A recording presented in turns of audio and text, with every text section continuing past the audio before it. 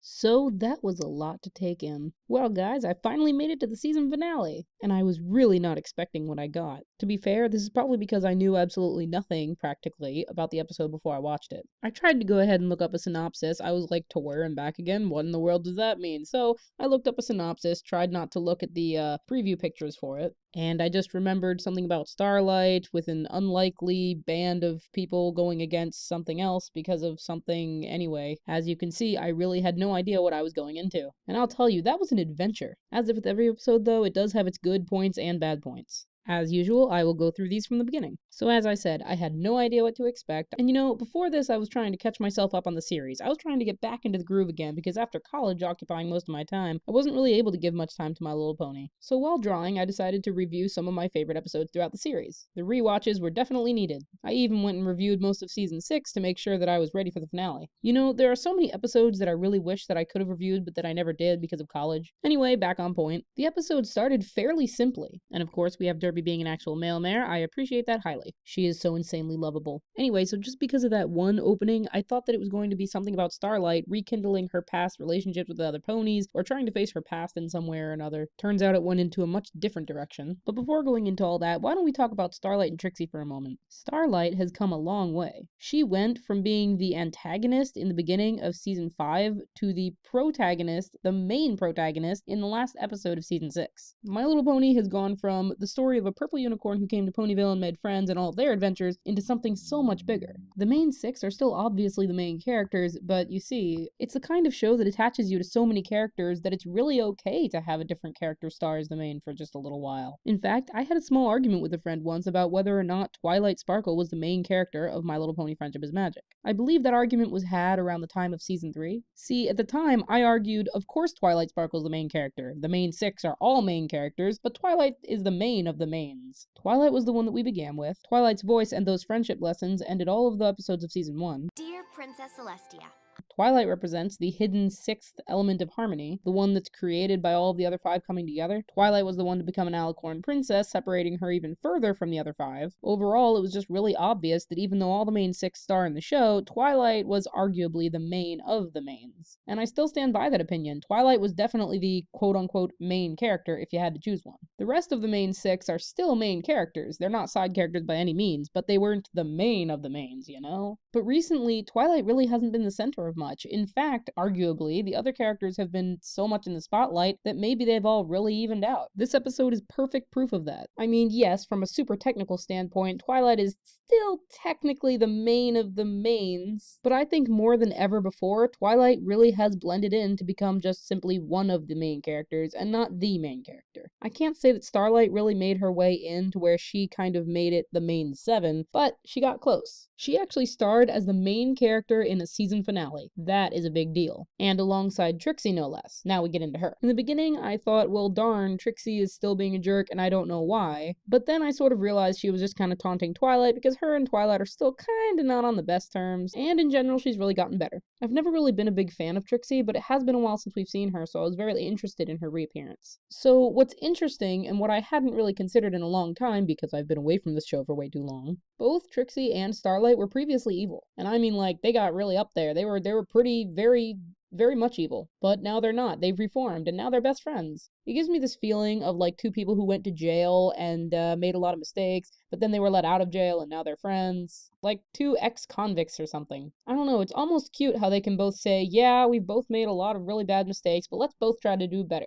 I honestly would have never guessed this odd combination, but they really do work. And seeing Trixie have a best friend in general is really adorable, I think. My Little Pony has been able to take virtually any personality and still make them, I don't know, able to be made friends with. Discord was right, she is pretty self-absorbed, and arguably a little stuck up. And yet we can still see in her personality the way that she's able to be a good friend regardless. I think this was a really good idea for the writers to put these two together. It also gives Trixie a more important role than she's ever had in the series. Anyway, it's really nice to see all the Our Town ponies again. I'm surprised they didn't change up the town a little bit more since the, issues. But the Sunset Festival, very interesting. I wonder what that celebrates. Maybe the first sunset of the year? Or maybe it's just a tradition in their town somehow? If I'm forgetting something and have been gone from the show so long that I forgot it, please remind me. Anyway, so this got really weird. Going in almost entirely blind, this was really really, really confusing. I almost felt like I was sharing the confused emotions of Starlight in that scene where she's trying to figure out what the heck is going on. That was totally me right there. I thought, okay, maybe that spell that she used to blast back those ponies actually had some kind of effect on Ponyville as well? Maybe she accidentally cast some kind of spell that messed with people's memories or threw her in a dimension where she never existed in the first place or something. I don't know. I really wasn't sure. It made it that much more interesting though. That much more fun to watch. Although, you know, when Starlight went off with Trixie, similar to Twilight, I felt kind of uneasy. I also kind of didn't trust her as much as I trusted Twilight. So the fact that Starlight was stuck with Trixie to rely on was really interesting. And honestly, that entire first scene with the changelings who were actually the main six and you had no real idea what was going on, I think that was actually very well played out. The changelings did seem to be trying their hardest to replicate the personalities of the main six, including Twilight. There was still something obviously off about them, so of course their acting skills were not top notch. But I don't know, it was just it was really good. It left me guessing. It was good enough to where you could tell that the changelings were really trying their best to act like those ponies, but at the same time there was just something not there about them. There was something off. So again, with being nervous about Trixie being the one to come with her. But at this point, I was actually more so curious to see how she would handle it. We've gotten to see a side of Trixie that we've just never seen before, so I thought this episode was really cool about that. You know, the casual side of Trixie, the side of Trixie that talks with friends, how she acts like when she's with a good friend of hers. I know I'm repeating myself, but come on, it's just really cool. And I found the idea of making Trixie repeat her promise really clever from a writing standpoint. Not only was it a really good way for Starlight to confirm her identity, but it also provided some kind of comic relief in a moment without actually making it feel like too much comic relief. And I love how quick Trixie was to believe Starlight. It really shows how close they are. And then when Starlight took Trixie back so that she could confirm her suspicions and everything. And this is where I was wondering, is Chrysalis ever going to be anything more than just evil? I like to think that Chrysalis is only acting this way just because she needs to feed her people and that she has no other choice. But I know that that's not the direction they're going with it, and at this rate, I guess it's probably better that way, because if they changed it now, it'd be really weird. And I really liked the reappearance of Thorax. It was a perfect opportunity, too. Honestly, that episode was really cute, and I know I haven't uploaded a review for it yet, but I really should. I think I actually recorded it somewhere, but never made it into a video. Anyway, Thorax is really adorable, cutest changeling ever. I'm a sap for one of the bad guys somehow being good. And his wings. You know, those were never fully explained. I guess you could kind of argue that it was just sort of a partial transformation because of sharing love. But anyway. And then Discord came in and man, just this. They took Fluttershy. Seriously, I really like Fluttershy and Discord's friendship, and the voice acting there was great, thank you John Delancey. And Discord's method of showing that it was really him, yeah, that's priceless. Perfect way, really. And I'm just gonna keep on going on about how Trixie's personality is being more and more developed. Thank you, writers. And the whole idea that the throne is supposed to soak up magic and everything so that only changeling magic works there, that's actually kind of genius. Well, rather, magic is always a cop-out, but nonetheless. And with Discord on their side, I mean, geez, he could turn the world upside down, almost literally. But even someone like Discord, who's pretty much the god of chaos, this kind of shows that everything runs on magic. So even Discord, as powerful as he is kind of moved down to all of their levels as soon as his magic is taken away. And then you have the Hive, which changes all the time, and I think that's a really cool idea. And you know, all of this gave them the ability to make some really interesting strategical decisions on how they were going to get past these things. I mean, nothing groundbreaking, this is a children's show, it doesn't have to be that complicated. But nonetheless, it was interesting. And you know, this episode answers a lot of its own questions. Like when Trixie was using the smoke bombs, I thought, okay, I know she's good at the smoke bombs, but come on, that's just a little much. She can't go from here to there so quickly. And then you find out that it was actually Trixie and Thorax, and that seems much more believable. And I also appreciate how it doesn't mess around. Like, for example, when Discord started telling jokes, I thought that they were totally going to cop it out and say, oh yeah, all the changelings are gonna sit and listen to his jokes because he's funny. That's the distraction. Or his jokes were going to be so bad that they would stare in confusion, but they would still get caught up in his act and like throw stuff at him, but continue watching him.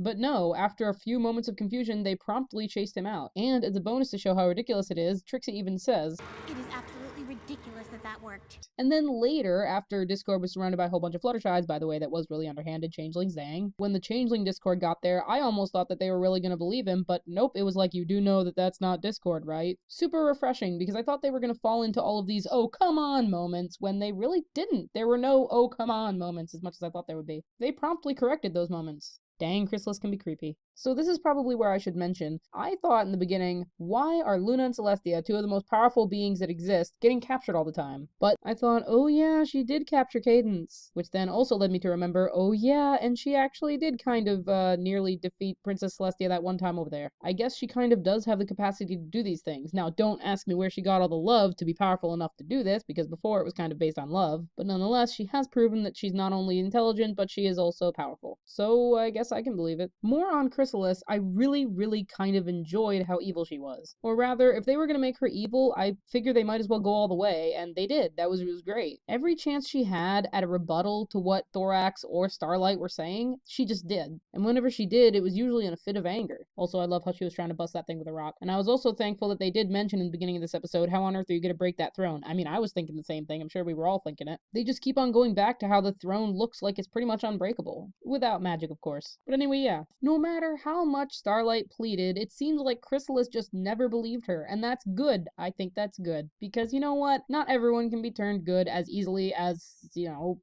Sunset Shimmer. But anyway, the episode took a really interesting turn. See, I was really convinced that there would be some kind of cop-out where Starlight would somehow convince, through a really interesting speech, that Chrysalis should change her ways. That's just kind of what I was feeling was gonna go on, and I was kind of disappointed about it. But that didn't happen, and my disappointment therefore went away. I thought that was kind of clever. Give her all of it. I mean, when I heard that, I was like, what? I thought that was a fantastic idea. Changeling magic is the only kind of magic that can work in the hive, so it's no wonder that changeling magic of some kind is what saved their butts in the end. It was still so much better than a speech making everybody go, oh, well, we should change our ways. Thank you for helping us see the light. I mean, okay, that kind of happened with the rest of the changelings, but it was different. That was kind of different. What I loved was that Chrysalis maintained her stubbornness. I, again, would have been disappointed if Chrysalis took Starlight's hoof at that moment. I was like, slap it away, slap it away, slap it away, please slap it away. And what do you know?